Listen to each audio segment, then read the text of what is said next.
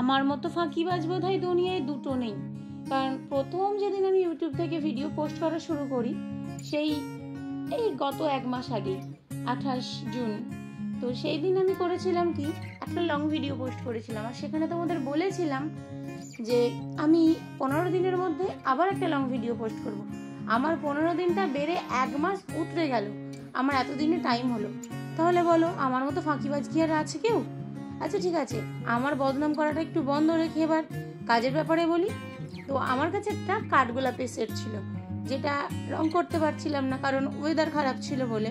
ওয়েদারটা একটু ভালো হতেই আমি আর কোনো রকম ভাবে ভাবিনি কিছু উল্টো দিকে, সোজা বসে গিয়েছিলাম সেটটা রং করতে। কারণ কানেরটা অলরেডি আগেই রং করা ছিল। একদিন বসেছিলাম, ভাবলাম আগে কানের দুটো রং করি, তারপর আমি টাসেলটা রং করে ফেলবো। আমি একটু উল্টো কাজ করি, সেটা নিশ্চয়ই আমার এতদিনের ভিডিও দেখে বুঝতে পেরেছো। তো এর মেইন যে বেস কালারটা, মানে কাঠগোলাপগুলো যে বেসটার উপরে সেট করেছি, সেই বেসটায় প্রথমে আমি খয়েরি কালার, এবং খয়েরি কালারটা কাঁচা থাকতে থাকতে শ্যাওলা ধরনের যে একটা সবুজে কালার আছে, ওই কালারটা দিয়েছি। দুটোকে ভালো করে মিক্স করে একটু ডার্ক কালারটা নিয়ে এসেছি।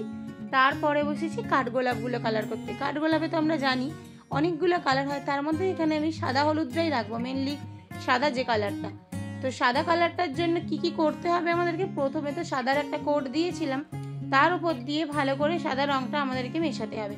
তবে অবশ্যই জল একটু মেশাতে হবে, তা না হলে কিন্তু জিনিসটা অনেকটা মোটা হয়ে যাবে এবং ছালটা উঠে যেতে পারে, আমার যেটা এক্সপিরিয়েন্স বলে। তো একটু পাতলা করে দিয়েছি, দিয়ে একটু শুকিয়ে যেতে আবার একবার দিয়েছি। দেওয়ার পরে সেই রংটা কাঁচা থাকতে থাকতেই হলুদ রংটা ভিতর থেকে ভালো করে মিশিয়ে দিয়েছি, যাতে কাঠগোলাপটা একদম অরিজিনালের মতোই দেখতে লাগে। অরিজিনালের মতো কি আর হয়, একটা আর্টিফিশিয়াল জিনিস আর্টের মতোই হয়, সে তার মতো করে সুন্দর হয়।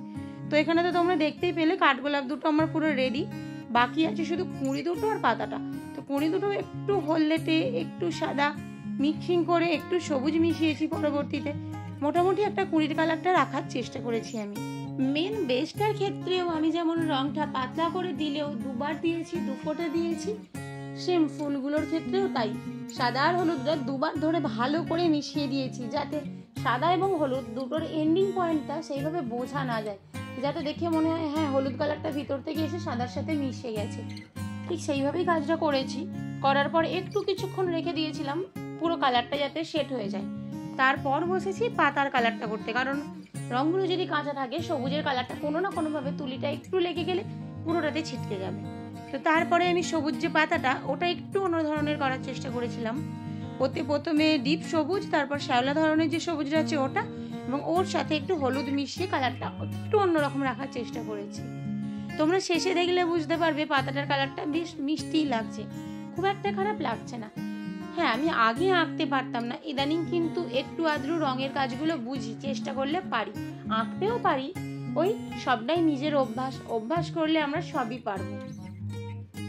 তো এই যে কাঠগোলাপের শেডটা রং হয়ে গেল, পুরোটার রংটা হয়ে যাবার পরেও কি আমাদের আর কাজ নেই? অবশ্যই কাজ আছে।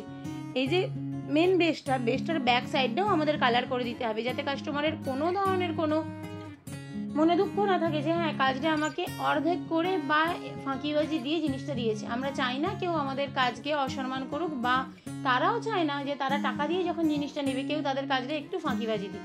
সেই দায়িত্বটা আমাদেরই পড়ে, যাতে তারা আমাদেরকে বলতে না পারে যে তুমি কাজটা ভালো করোনি, বা কেউ কারো কাছে গিয়ে বলতে না পারে যে ওনার থেকে জিনিস নিও না, উনি কাজটা ভালো করেন না। আমাদের চেষ্টা করতে হবে নিজেদের চোখে যেটা সব থেকে সুন্দর সেটাকে ফুটিয়ে তোলার, কারণ তবেই না কাস্টমার তোমার থেকে জিনিসটা নেবে এবং সে খুশি হয়ে তোমার থেকে সুন্দর রিভিউটা দেবে। আমাদের কাজের ক্ষেত্রে সুন্দর রিভিউটা কিন্তু ভীষণভাবে জরুরি। তো এই যে পুরো সেটটাতে তোমাদের সাথে কথা বলতে বলতে কাজটা রেডি হয়ে গেছে। এবার তোমরা একটু দেখে জানিও জিনিসটা কেমন হয়েছে। তোমাদের সাথে শুধু কাজটা কেন শেয়ার করবো, তাই ভাবলাম সব কিছুটা গোছাচ্ছি যখন, এটাও ভিডিওর মধ্যেই রেখে দিই। কারণ অনেকেই আছে রঙের ডিব্বাগুলো খুলে রেখে দেয়, যার কারণে রঙটা কিন্তু অনেকটা শক্ত হয়ে যায়, যার ফলে প্রচুর রং নষ্ট হয়। তো আমি কি করি, কাজ হয়ে গেলে সাথে সাথে রঙগুলোকে আলাদা করে দিই, আলাদা করে ভালো করে রেখে দিই, তারপরেই বাকি যাবতীয় কাজগুলো আমি কমপ্লিট করি। তো এখানে শেষে একবারে তোমাদের সাথে পুরো সেটটা একবার শেয়ার করে দিলাম। তোমরা জানিও এই সেটটা তোমাদের কেমন লাগলো।